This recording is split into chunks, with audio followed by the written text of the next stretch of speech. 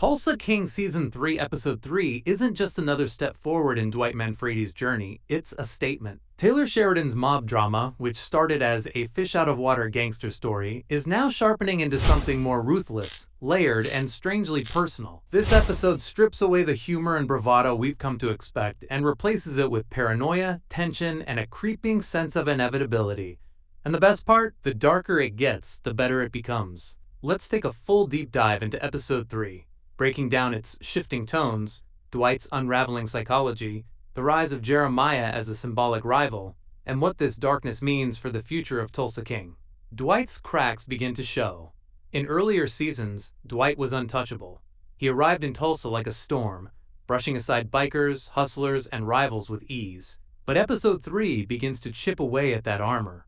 Dwight is still clever and still charming, but the swagger has cracks. When he lashes out in this episode, it doesn't come across as control, it comes across as desperation, and that makes him more dangerous and more fragile at the same time. Taylor Sheridan thrives when he puts alpha figures into pressure cookers. We've seen it in Yellowstone with John Dutton, in Mayor of Kingstown with Mike McCluskey, and now with Dwight. What separates Dwight here is that he's not a politician or ranch king. He's a mobster whose old-school codes don't translate into the modern Wild West of Tulsa. Episode 3 makes this gap feel wider than ever, showing Dwight not as the predator but slowly becoming the prey. Then we have Jeremiah, the unshakable counterweight to Dwight's force of will. From the moment Jeremiah enters the scene, Dwight's confidence dips. It's subtle, but it's there.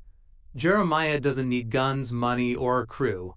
He has conviction. And for a man like Dwight, who has always bent people to his will through fear or charm, Jeremiah represents the one opponent he can't manipulate.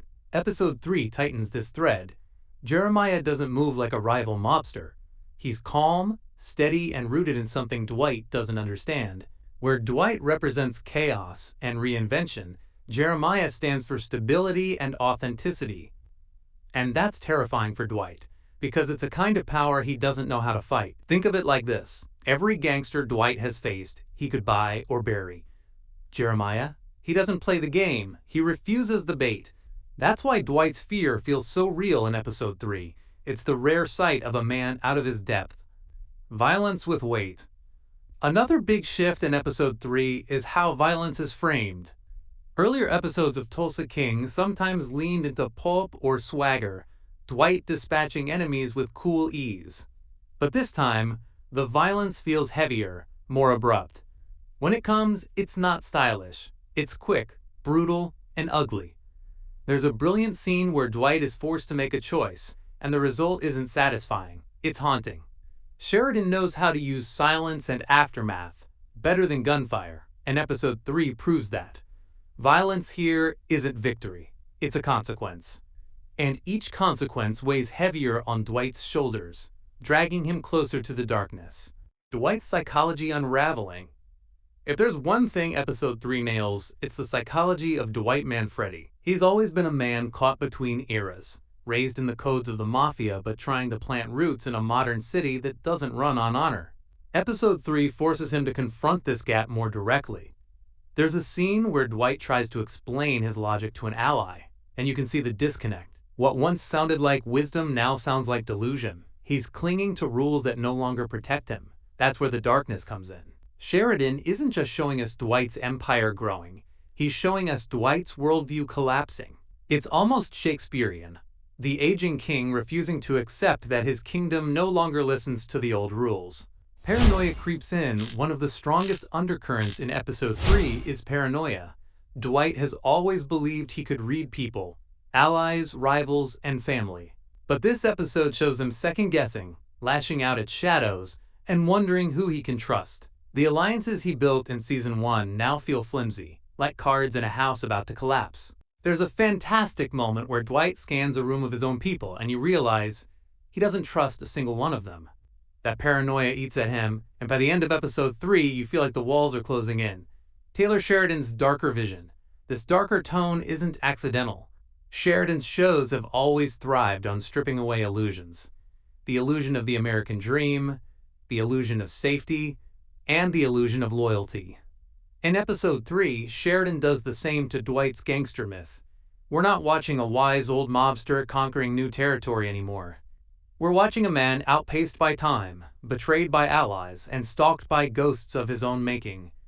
It's a tonal shift, and it's working. The humor is still there, but it's bitter now. The swagger still exists, but it's defensive. Sheridan is shaping Tulsa King into not just a mob drama, but a meditation on relevance, legacy, and mortality. What this means for Season 3's future. If Episode 3 is the tone setter, the rest of Season 3 could push Dwight into his darkest territory yet. Here are some predictions based on the shifts we're seeing. 1. Jeremiah will rise as the true rival. Sheridan isn't painting Jeremiah as a one-episode obstacle. He's slowly being framed as Dwight's moral opposite. If Dwight represents corruption and control, Jeremiah represents integrity and resistance. Their collision feels inevitable. 2. Dwight's paranoia will undo him. Every empire in Sheridan's universe crumbles from within. Dwight's paranoia about allies and betrayals could set off a chain reaction, one that leads to his empire burning faster than it was built. 3. Family will break him further. Sheridan loves turning family ties into weaknesses. Expect Dwight's daughter and granddaughter to become pressure points, forcing Dwight to choose between empire and blood, and for Dwight, those choices never end well. 4. Violence will get uglier. Don't expect gunfights in the street. Expect violence that feels real, tragic, and costly, the kind that leaves Dwight hollow instead of heroic. 5. The King Without a Kingdom. Thematically, Season 3 could end with Dwight stripped of everything: his empire, his respect, even his illusions. Sheridan loves tearing down myths. Dwight's myth might be next. Final thoughts. Tulsa King Season 3, Episode 3 is proof that this show has found its voice. It's darker, sharper, and more layered than ever before. Dwight isn't the invincible gangster anymore. He's a man wrestling with ghosts, paranoia, and a rival he can't intimidate. That's what makes it so compelling. Sheridan has turned Tulsa King from a mobster novelty into a tragic character study, and Episode 3 is the turning point. The darkness is closing in, and the more it does, the better the show becomes. Verdict: Sheridan isn't just making Dwight fight for his empire. He's making Dwight fight for relevance, identity, and survival. And if this episode is any indication, the fight is only going to get uglier. When we first met Tyson in Season 1, he was mostly clueless and just happy to have a well-paying job as Dwight's driver. Now, in Season 3, Tyson has become a much more central figure in the series for several reasons. Most notably, Tyson is the recipient of racially charged hatred from Cole and his goons, which is emblematic of the Dunmires' family legacy. Past villains were more or less like Dwight himself, vying for power and territory. There were a lot of empty threats and intimidation tactics, but things only occasionally came to blows. Since the Season 3 premiere ended with a man burning alive along with his house, we knew that Tulsa King was about to get much darker, but I have to say I'm surprised it's getting this dark, especially right off the bat. The only reason why Tyson is still alive is because of the stainless steel Cybertruck being resistant to 9mm rounds.